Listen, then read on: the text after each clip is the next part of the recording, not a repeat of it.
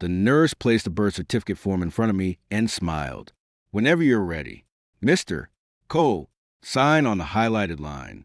I looked through the glass at the baby in the nursery. Noah, for 8 months. I had talked to him through Victoria's stomach.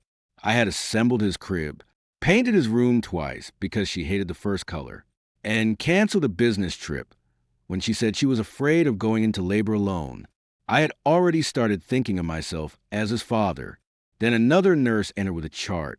Chief Hayes, we need to confirm something before discharge. Your blood type is O positive, correct? Victoria's face tightened. Yes. And Mr. Cole? O positive. I said. The nurse glanced between us. The baby's blood type was recorded as AB positive. We're repeating the test because that result wouldn't be consistent with 2 type O parents. The room went silent. Victoria stared at the blanket over her legs. I turned toward her. What does she mean? The nurse stepped back. The physician can discuss the results with you. No, I kept my eyes on my wife. Victoria can discuss them with me. Ethan, she said quietly. The way she said my name answered the question before I asked it. I waited until the nurses left and closed the door. Who is Noah's father? Victoria adjusted the hospital bracelet around her wrist. She had faced armed suspects, hostile reporters, and city council investigations without blinking. Now she couldn't look at me. Lower your voice. Who is his father? He's a newborn. Don't make this about your pride. I laughed once because the alternative was putting my fist through the wall. My pride? I spent the last 8 months believing my wife was carrying my child. You're still my husband. That wasn't my question. She finally met my eyes. Daniel, for a few seconds. I couldn't breathe. Daniel Hayes? Yes. Your ex-husband? She nodded. I stepped away from the bed. Daniel had attended our wedding. He had shaken my hand and told me Victoria deserved someone dependable. 2 months ago, he had come to our baby shower with a stuffed police dog and joked that Noah would grow up to be a cop like his mother. The whole time, they had known. How long? I asked. Victoria didn't answer. How long have you been sleeping with him? It happened once. When? After the police charity gala. I did the math immediately. I had been in Denver negotiating a contract. Victoria had called me from our bedroom and said she missed me. That was 9 months ago. She folded her arms. I wasn't sure who the father was, but you let me believe it was me. We're married. It made sense. He's still here. It made sense? Daniel can't provide for a child. He doesn't have stable employment, and his record makes everything complicated. So your solution was to give me a son? Noah needs a father. He has one. Daniel isn't capable of being one, and that automatically makes it my responsibility? Her expression hardened. This was the Victoria the city knew. The police chief who expected obedience before she finished giving an order. You said you wanted a family. I want a family with my wife. You have one. No, I have a wife who cheated on me, lied about a pregnancy, and expected me to sign my name to another man's child. She reached for the birth certificate form and pushed it toward me. Sign it. I looked at her, certain I had misunderstood. What? Sign the certificate. We can deal with the rest privately. You're giving me an order? I'm asking you to protect our family. You mean your career? Her jaw tightened. If this becomes public, every decision I've made as chief will be questioned. The mayor will demand an inquiry. The press will destroy me. You should have considered that before sleeping with Daniel. I made a mistake. A mistake is forgetting an anniversary. You built a nursery with me while carrying your ex-husband's child. She lowered her voice. If you love me, you won't punish an innocent baby. The words hit exactly where she intended. I looked through the glass again. Noah was sleeping with one fist beside his face. He was innocent. That was the cruelest part. I had held him an hour earlier. I had counted his fingers. I had whispered, "Dad's here." Victoria knew I had already started loving him. She had counted on it. I want a paternity test. I said. Her face changed. That isn't necessary. It is to me. You already know. I want legal proof. She grabbed the form. Do you understand what you're doing? You're rejecting a child hours after he was born. I'm refusing to participate in fraud. Her eyes narrowed. Be careful with that word. Why? Are you going to arrest me? Don't be dramatic. I'm not the one using a police chief's voice to force her husband into signing a false document. She leaned closer. Sign it. Ethan, we go home. We raise Noah. And no one needs to know. What about Daniel? He'll stay away. You expect me to believe that?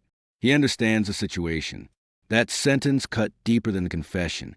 You discussed this with him? She said nothing. You and Daniel planned for me to raise his child. It wasn't a plan. Did he know the baby might be his? Yes. Did he agree to let me believe Noah was mine? He agreed it was best for everyone. I picked up the form, tore it in half, and dropped on the bed. Victoria stared at the pieces. You'll regret that. I already regret trusting you. I left before she could answer. In the hallway, my phone vibrated. It was an alert from our bank. Transfer completed. $220. 000. I opened the account. The money had been sent from our joint investment fund to Hayes Strategic Consulting, Daniel's company. I called Victoria immediately. She answered on the second ring. Where are you? Did you send Daniel $220,000? A pause. It's a loan. With my money, it's marital money. Most of it came from the sale of my first company. We're married. Stop acting like everything belongs only to you. What is the loan for? He's starting a security business. I nearly laughed. You use my money to fund the man who got you pregnant? Keep your voice down. I'm not in the hospital room anymore. Ethan, don't do anything reckless. That was when I understood she wasn't sorry. She was managing me. She expected anger, then guilt, then surrender. She expected me to pay the mortgage, the medical bills, Daniel's business expenses, and Noah's future while she protected her badge and her reputation. I opened my banking app. I froze the joint account. Then I called my company's chief financial officer. Laura, revoke Victoria's access to every Kohl's security account. Is something wrong? Just do it. Effective immediately. I canceled the credit cards linked to my business and changed the authorization codes on the family trust. Victoria called 6 times. I ignored her. When she brought Noah home 2 days later, I was waiting in the kitchen. Her mother carried the baby upstairs while Victoria dropped her purse on the counter. My cards don't work. I know. You froze our accounts. I froze what's left of my money. Her eyes flashed. You don't get to financially abuse me because you're angry.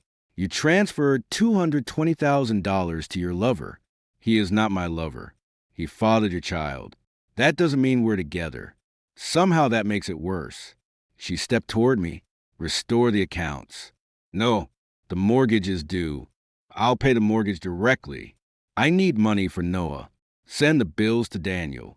He has nothing. Then he shouldn't have started a family he couldn't support. You're being cruel. No, cruel was letting me believe I was becoming a father. For the first time, her confidence slipped. Ethan, I still love you. I looked at the woman I had financed, defended, and stood beside while she became the youngest police chief in Riverton history. You love what I provided. That's not true. Then choose me. Tell the truth publicly.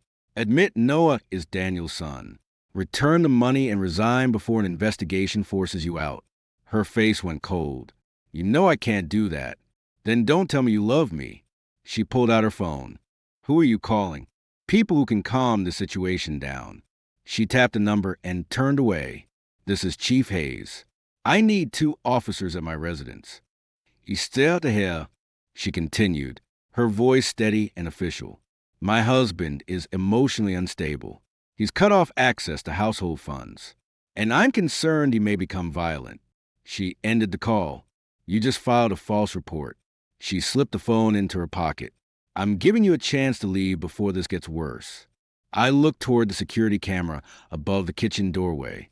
Victoria had forgotten that my company had installed the system. Every word had been recorded. I faced her again. You should have checked who controlled the cameras before you tried to frame me. For the first time since the hospital, my police chief wife looked afraid. The officers arrived 8 minutes later. Victoria opened the door before they knocked. Chief, one of them said. Are you hurt? I'm Fine. Officer Grant. My husband is upset and refusing to leave. Officer Grant looked past her at me. His partner, Officer Mills, kept one hand near his belt. This is my house. I said. Victoria folded her arms. Our house. Grant cleared his throat. Mr. Cole, the chief says there was a domestic disturbance. There wasn't. He froze our accounts. Victoria said, he's been threatening me since I came home. What threat? I asked. You said you'd destroy me. I said I would tell the truth. Mills glanced at Victoria. Chief, did he touch you? She hesitated just long enough to make it look painful. He grabbed my arm at the hospital. He stared at her.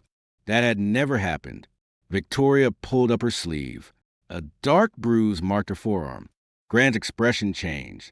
I saw that bruise before Noah was born. I said, she got it when she slipped in the garage. Victoria shook her head. That's not what happened. You told the nurse you hit the railing. I was protecting you. I almost admired how quickly she built the lie. Grant stepped toward me. Sir, I need you to keep your hands where I can see them. They are where you can see them. For everyone's safety, you should leave tonight. No.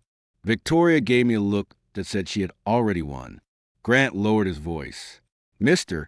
Cole, arguing won't help you. I'm not arguing. I'm telling you that she made a false report to remove me from my own home. Ethan, Victoria said, stop making this worse. I pointed toward the camera above the kitchen entrance. The security system recorded everything. Her face tightened. Grant looked up. You have video? Audio too. Victoria stepped between us. That system contained protected information related to my work. It contains our kitchen. You don't have my consent to distribute it. I don't need your permission to show officers evidence of a false accusation. I opened the security app on my phone. Victoria reached for it. I pulled it away. Don't. You're violating my privacy. You called armed officers and told them I was violent. Grant raised a hand. Chief, let him play it. Her voice turned sharp. Officer Grant, I gave you an instruction. He looked uncomfortable. And I'm responding to a domestic call. I need to evaluate the evidence. For the first time, someone under her command refused to simply obey. I played the recording. Victoria's voice came through clearly. Restore the accounts. Then mine. No. Then her call to dispatch. My husband is emotionally unstable. He's cut off access to household funds. And I'm concerned he may become violent. There was no shouting, no threat, no sound of anything being broken. I skipped back several minutes and played our full argument. When it ended, Mills looked at Victoria. Chief, he never threatened you. He was intimidating me. By refusing to give you money, I asked. Victoria ignored me. You don't understand the history of this marriage. Then explain it. Grant said. Her eyes flashed. That is not your place. Grant took a breath. With respect. Chief, you called us here. Silence filled the kitchen. Victoria looked at me. Tell them to leave. I didn't call them. You're enjoying this. No, I'm learning how far you'll go when I stop obeying. Noah began crying upstairs. Victoria's mother called down. Victoria, he needs you. For 1 second, my chest tightened. 2 days ago, I would have rushed upstairs first. Victoria saw it. Do you hear him? She asked. That baby thinks you're his father. That's because you made sure I did too. Grant looked between us. Is there a question about paternity? Victoria's face hardened. That is private. The child is Daniel's. I said. Mills blinked. Daniel Hayes? Yes. Victoria stepped closer.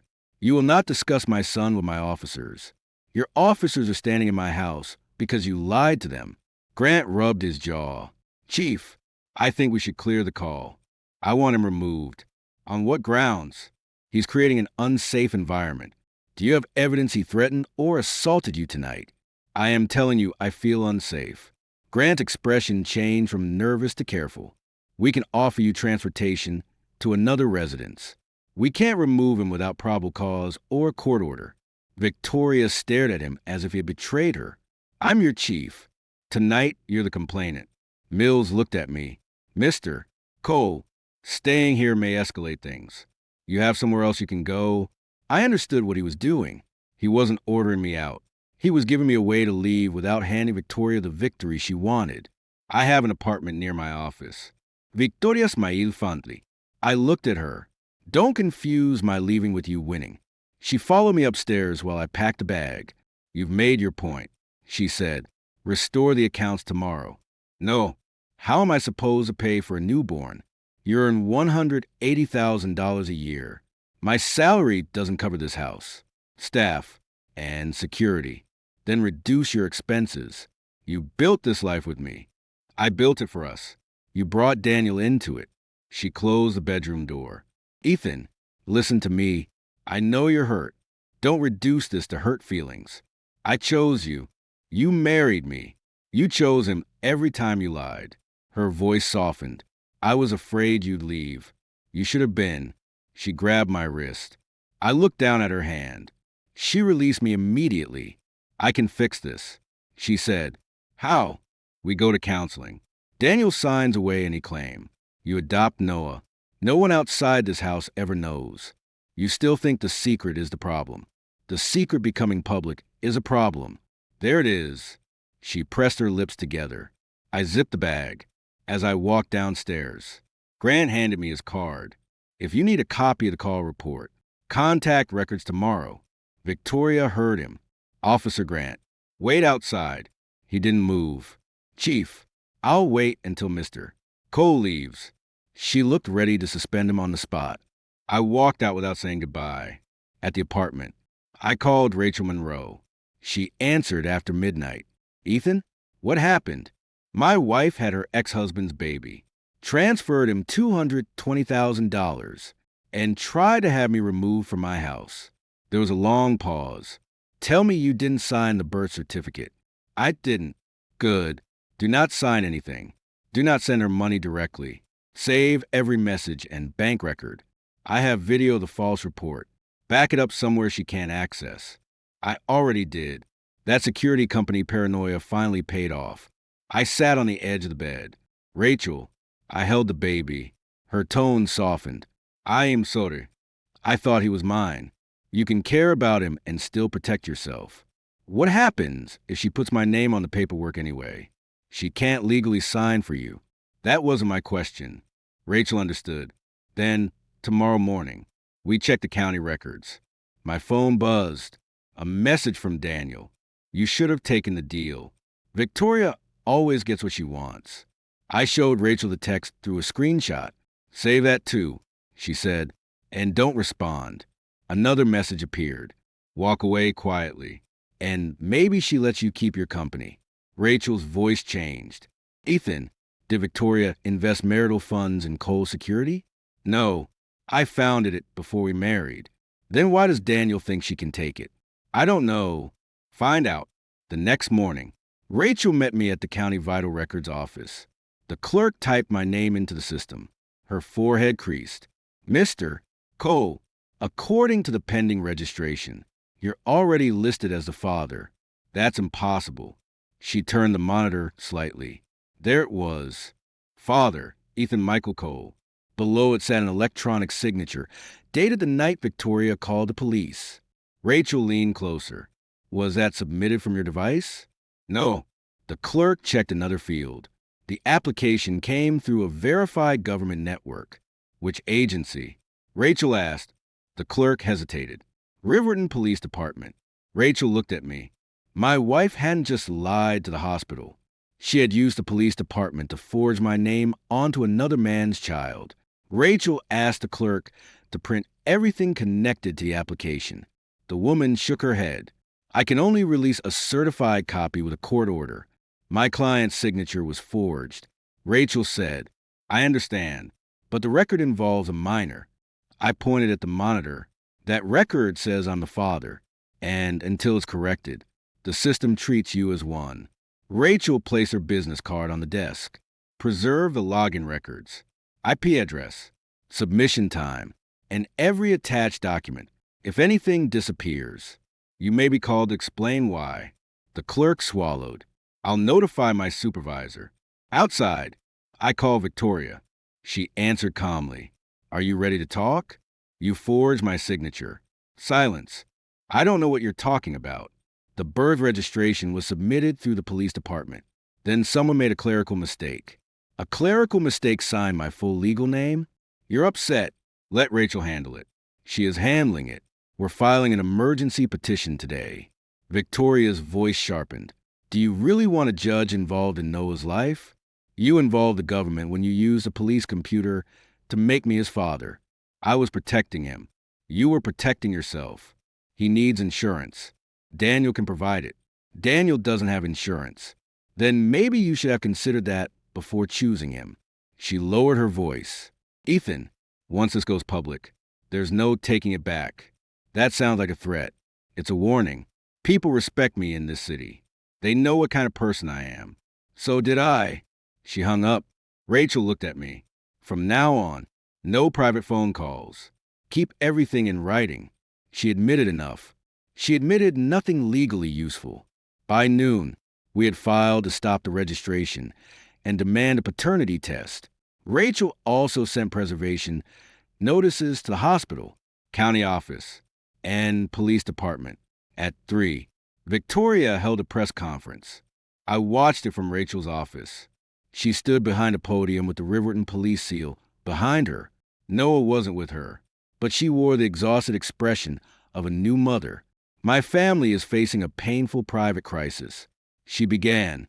My husband has struggled emotionally with the birth of our son.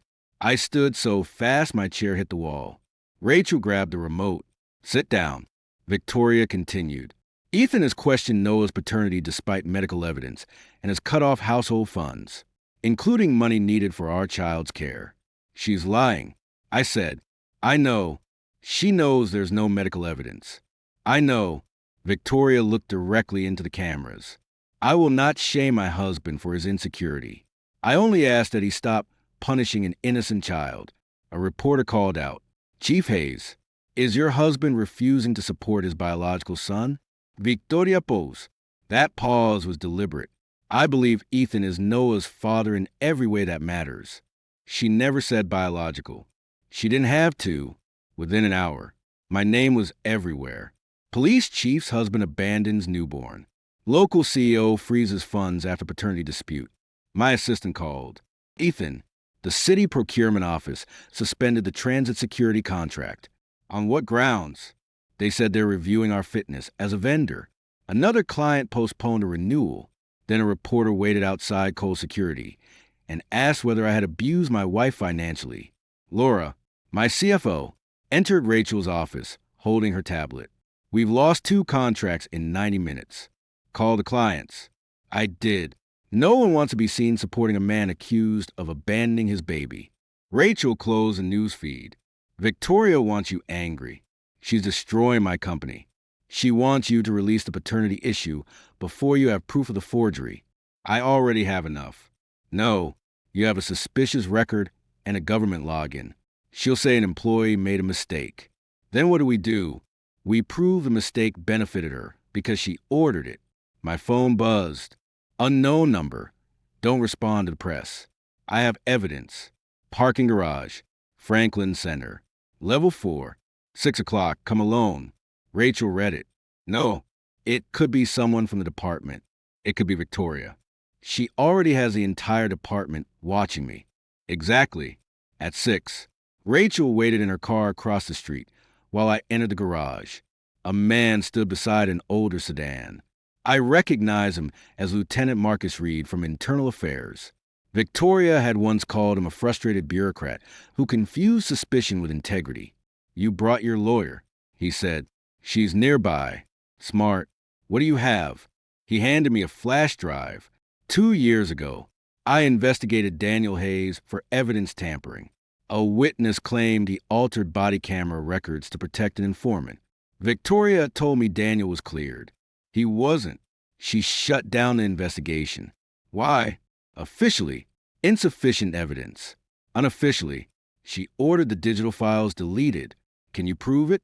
I kept copies. I stared at the drive. Why give them to me now? Because last night someone accessed the department's secured records system using Chief Hayes' credentials. They open your personal information, then connect it to the county birth registration portal. Can you identify who did it? The login came from her office. Could Daniel have used a computer? Possibly, but the security footage from that floor was erased this morning. By whom? Deputy Chief Nolan, on Victoria's order. I tightened my grip on the drive. Marcus stepped closer. Don't take this to local prosecutors. Victoria's friends there. Where do I take it? The State Attorney General and the Bureau of Criminal Investigation, both at the same time. Will you testify? If they guarantee protection. Why risk your career? He gave a bitter laugh. Your wife already buried it. She transferred me out of internal affairs and put me on administrative review. For investigating Daniel? For refusing to forget what I found. My phone rang. Victoria. Marcus looked at the screen. Don't answer. I did. Where are you? She asked. Why? The bank notified me you challenged the house equity line. The house was mine before we married. We refinanced it together. You're trying to borrow against it. I need liquidity. For what? That's none of your business. If you're using my house as collateral, it is. She exhaled. Daniel's company has startup expenses. I looked at Marcus. You're trying to mortgage my house to fund Daniel again. Our house. You had my signature on the loan documents too? You approved refinancing before. Not this. Her voice turned cold. Stop blocking everything. You're making me look desperate. You are desperate. No, I'm still police chief. You're a businessman whose contract depends on city approval. There it was. Are you threatening my company? I'm reminding you that actions have consequences. So does forgery. She ended the call. Marcus held out his hand. Let me copy that recording. It's already backed up. He almost smiled. Maybe you'll survive this. The next morning, a judge temporarily blocked the birth registration and ordered DNA testing. Victoria responded by filing for temporary control of marital assets. Rachel called me before the hearing. She claimed you're hiding money and planning to abandon the household. She transferred nearly $400,000 to Daniel over 2 years. We found more. Laura traced payments through 3 consulting firms. Daniel controlled all of them. At the courthouse, Victoria walked past me without speaking. Daniel was waiting outside. He smiled. You always did like paperwork. You stole from me. It was Victoria's money too. She paid you while you were sleeping with her. His smile widened. You paid me. That's what bothers you. I stepped closer. He wanted me to hit him. Cameras were positioned near the entrance, and 2 reporters were watching. I put my hands in my pockets. You're not worth an assault charge. Daniel shoved my shoulder. Still pretending you're better than me? I didn't move. He shoved me again. A courthouse deputy stepped between us. Back off. Mr. Hayes. Daniel raised his hands. We were talking. No, I said. He was performing. That afternoon, the judge froze any new loans against the house and barred both of us from moving marital funds without notice. Victoria cornered me outside the courtroom. You embarrassed me enough. You held a press conference. You forced me to protect myself. You used my name, my money, and my company. Now you're calling accountability humiliation? Her eyes filled with anger. If I fall, Ethan, I won't fall alone. Before I could answer, Rachel approached with her phone. You need to see this. A video showed Daniel entering the lobby of Cole Security with Victoria behind him. Laura called at the same moment. Ethan, they're here. Victoria says she has authority to inspect our systems because of a city investigation. Do not let them into the server room. She brought officers. I looked at Victoria. You planned this before the hearing. I gave you a chance to cooperate. We reached the company 20 minutes later. Daniel stood in reception while Victoria argued with Laura. This company holds municipal security data. Victoria said, I have authority to secure it, not without a warrant. Rachel replied. Daniel pointed at me. Restore the accounts. And this ends. In front of witnesses? I asked, that's your demand? He stepped forward and shoved me into the reception desk. I let myself fall. The cameras recorded everything. One of the officers moved between us. Daniel shouted. He stole money from Noah. It was never Noah's money. I said, Victoria Snap, officer, remove Ethan. The officer looked at her. It was Grant. No, Chief. Her face changed. Grant continued, Mr. Hayes assaulted him on camera. I'm detaining Mr. Hayes. You will do no such thing. I just witnessed it. Before Victoria could answer, the front doors opened. 3 people in dark suits entered. The woman in front displayed her identification. Victoria Hayes, Ohio Bureau of Criminal Investigation. Victoria went still. We need your badge, your service weapon, and access credentials. Daniel backed toward the elevator. A second investigator stopped him. Victoria looked at me as if I had pulled the floor out from under her. You did this. No, I said. You finally ran out of people willing to hide it. The investigator held out a plastic evidence bag. Badge and weapon. Chief Hayes. Victoria looked at Officer Grant. Tell them this is a misunderstanding. Grant didn't move. The investigator repeated. Now, Victoria removed her badge first. She stared at it before placing it in the bag. Then she surrendered her service weapon, an access card. Daniel tried to slip toward the exit. An agent blocked him. Mr. Hayes, stay where you are. I don't work for the department. You're part of the investigation. Daniel pointed at Victoria. Whatever happened, she authorized it. Victoria turned on him. Shut up. I'm not taking the fall for you. You used my office. You gave me the code. The investigator looked between them. Keep talking. This saves us time. Victoria finally noticed every employee in the lobby watching her. She looked at me. You wanted this. I wanted the truth. You handed internal police files to state. Files you tried to erase. Her voice broke for half a second. Ethan, tell them this is a family dispute. Forging my signature wasn't a family dispute. Neither was stealing money or using officers to threaten me. But I didn't need to say it. The agents already had the records. Victoria and Daniel were taken away separately. Rachel stood beside me as the elevator doors closed. Don't celebrate, she said. I'm not. You look like you're about to collapse. I thought seeing her lose the badge would feel different. How? Better. Instead, I remember the night she became chief. She had pressed that badge into my palm and said, We did it. I had believed the word we. 3 days later, Victoria was released pending investigation. Daniel was questioned for hours, then released too. That evening, she came to my apartment. Rachel had warned me not to meet her alone, so the security system recorded everything. Victoria stood outside the door with no makeup, no uniform, and no command in her voice. Please let me in. No, I need 10 minutes. You have 5. She looked at the camera above the door. You're recording me? Yes, that's what we are now. That's what you made necessary. She closed her eyes. I've been suspended without pay. You have savings. The accounts are frozen because investigators found stolen money in them. I didn't steal from you. You transferred hundreds of thousands to Daniel. I was trying to help him rebuild his life while you were married to me. Her face tightened. I know how it looks. It looks exactly like what it was. She stepped closer. I loved you. I nearly shut the door. Don't. I did. I still do. You loved Daniel enough to carry his child and finance his future. That wasn't love. It was history. History doesn't forge signatures. She wiped her face. I married you because you were stable. You made me feel safe. With Daniel, everything was chaos. I thought I could keep the 2 parts of my life separate. So I was the safe husband. And he was the man you actually wanted. No, you became more than that.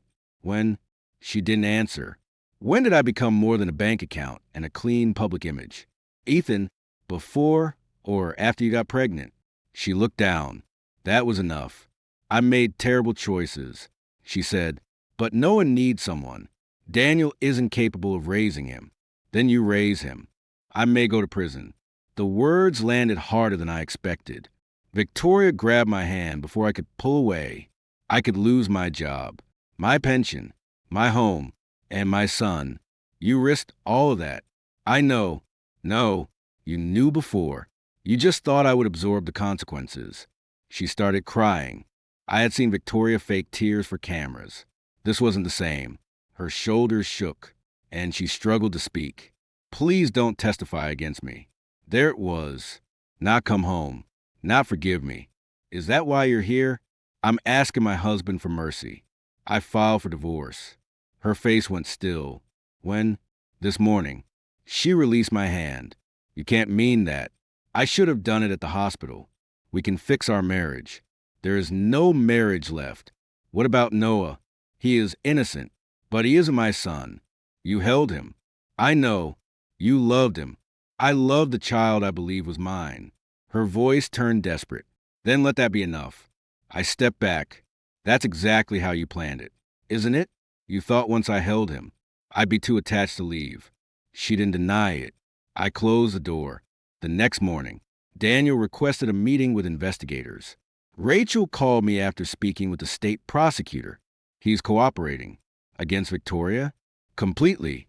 Daniel claimed Victoria planned the forged registration, ordered the security footage erased, and moved the money without telling him where it came from. He's lying.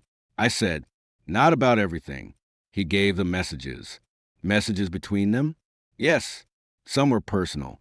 Others discussed the birth certificate, the loan, and how to pressure me through city contracts. Daniel had saved everyone. That afternoon, Victoria called. Did you know he was making a deal? No. He says everything was my idea. Was it? Not all of it. Which parts were his? She said nothing. I heard Noah crying in the background. For a moment, neither of us spoke. Then Victoria whispered. He said he loved me. I said that too. I know, and you use it against me. I thought Daniel and I had a future. You had a future with me. I was scared. Of what? Of becoming ordinary. Of losing control. Of needing someone more than they needed me. I almost laughed. So you chose the man who needed your power and my money. Her breathing changed. He told investigators he never planned to stay. I am sorry. No, you're not. I am. Because I finally understand what I destroyed. She asked me to meet her at the prosecutor's office. When I arrived, Rachel was already there. Victoria sat across from us with her attorney. Her lawyer placed a folder on the table. Chief Hayes is prepared to cooperate fully. She has evidence involving Daniel Hayes, Deputy Chief Nolan, and several department officials. Rachel opened the folder. In exchange for what? Victoria looked at me. I want Ethan to withdraw the divorce and submit a statement saying our dispute was personal. I pushed the folder back. No. Her attorney frowned. Mr. Cole, cooperation could restore your company's contracts. I won't trade my marriage for business. Victoria leaned forward. You'd rather see me imprisoned? I'd rather you tell the truth because it's the right thing to do. Don't act righteous. You're enjoying this. I lost my wife, the child I thought was mine, and half my clients. There's nothing enjoyable about it. Her anger faded. What do you want from me? The truth. All of it. No deal with me. She looked at Rachel, then her attorney. Finally, she opened the folder again. Daniel helped bury excessive force complaints when I was deputy chief. Nolan erased audit logs. I approved payments through campaign accounts. Her lawyer interrupted. Victoria. Stop. She kept talking. I used my credentials for the birth application. Daniel entered Ethan's information, but I told him to do it. The room went quiet. Rachel asked, will you say that under oath? Yes. Even if Ethan proceeds with a divorce? Victoria looked at me for a long time. Yes. 2 weeks later, she testified at a public oversight hearing. Reporters filled every seat. Victoria admitted Noah was Daniel's son. She admitted she had lied about me, forged my signature, and abused her office. One reporter asked, why did you believe your husband would accept this? Victoria looked directly at me. Because Ethan had forgiven me before. I mistook his loyalty for weakness. Another reporter asked, do you expect him to forgive you now? No. Her answer surprised me. I expected him to love me without limits. She continued, but love without limits is not love. It's permission. And I used his love as permission to hurt him. Outside the hearing room, agents arrested Daniel for evidence tampering. fraud, and conspiracy. As they handcuffed him, he shouted at Victoria, "This was your idea."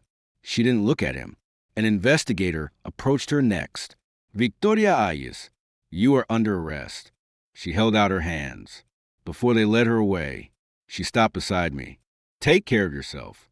"Ethan," I looked at the woman I had once promised to protect. "You should have asked me to stand beside you," I said. "Instead, you stood on me." She nodded once. Then they took her away. The DNA report arrived 3 weeks before our divorce hearing. Rachel placed it on the conference table. 0% probability of paternity. I read the line twice. I had known the answer since the hospital, but seeing it in black and white still hurt. Rachel watched me carefully. "The court will remove your name from the birth record. What happens to Noah? Daniel will be listed as the biological father. Child support will be handled separately." I closed the report. "He'll grow up knowing his father tried to use him for money. He may also grow up knowing his mother finally told the truth. That doesn't erase what she did." "No," Rachel said, "but this isn't about erasing anything." Victoria accepted a plea agreement 2 months later.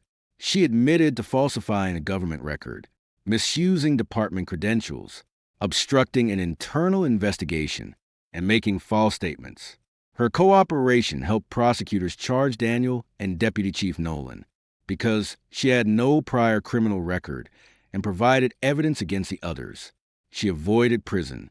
She received 5 years of probation, community service, and a permanent ban from law enforcement. The city council formally removed her as police chief. Daniel's case went differently. His messages proved he had planned to forge birth registration with Victoria. Financial records showed he had moved my money through shell companies and used part of it to pay personal debts. He pleaded guilty to fraud, conspiracy, and evidence tampering. At sentencing, he turned toward me. "You ruined my life." The judge looked over her glasses. "Mr. Hayes, I suggest you face forward." Daniel ignored her. "You could have walked away." I met his eyes. I did walk away. I just took my name and my money with me. The judge sentenced him to 6 years. He stopped smiling after that. My divorce was finalized the following week. Victoria sat across the courtroom with Noah in her mother's arms behind her. He was nearly 8 months old. The judge reviewed the settlement. The residence is confirmed as Mr. Cole's separate property. Mrs. Hayes Cole must reimburse the marital estate for unauthorized transfers totaling $386,000. Victoria's attorney stood. "My client does not have the present ability to repay that amount." Rachel answered. "The agreement permits repayment through the sale of her investment accounts and pension distribution." Victoria looked at me. I remembered helping her choose those investments. I remembered telling her we were building a future. Now every asset had become evidence. The judge signed the final order. "Our marriage is legally dissolved?" I asked. "Yes, Mr. Cole." Victoria flinched at the words. Outside the courtroom, she approached me while her mother held Noah several feet away. "You got everything," she said. "I got back what was mine. My career is gone. I didn't make you use your office to commit fraud. My home is gone. It was my house before we met." She looked toward Rachel, who had stepped aside to give us privacy. "And you already replaced me. Rachel is my attorney." "That's not what I asked." "You don't get to ask." Victoria lowered her voice. "Do you hate me?" I looked at Noah. He was holding his grandmother's finger. "No." She seemed surprised. "I thought I would." I continued. "But hating you would keep me tied to you." Tears filled her eyes. "Did you ever love him?" The question caught me off guard. "Noah?" She nodded. "Yes." Her face crumpled. "I loved him before he was born. I loved the idea of teaching him to ride a bike, taking him to ball games, arguing about colleges. Then I found out none of it was real. He was real. He was. The family you promised me wasn't." She wiped her cheek. "I am sorry. I believe you're sorry now. Isn't that worth anything? It may be worth something to Noah one day. It doesn't rebuild us." She stepped closer. "I don't know how to start over. That's not my responsibility anymore." Her mother called her name. Victoria turned, then looked back at me. You were the best thing that ever happened to me. No, I said, I was the best thing you thought you could use without losing. She had no answer. Cole Security recovered slowly. The city reinstated the suspended contracts after the investigation confirmed Victoria had pressured procurement officials. I declined one of them. Laura stared at me when I told her, that contract is worth $4 million. They canceled it before asking for evidence. They're offering it back because the headlines changed. Laura smiled. You're getting expensive principals. I can finally afford them. 6 months later, we opened a second office in Cincinnati. Rachel came to the launch dinner, but refused to sit at the head table. You're the reason I still own this company.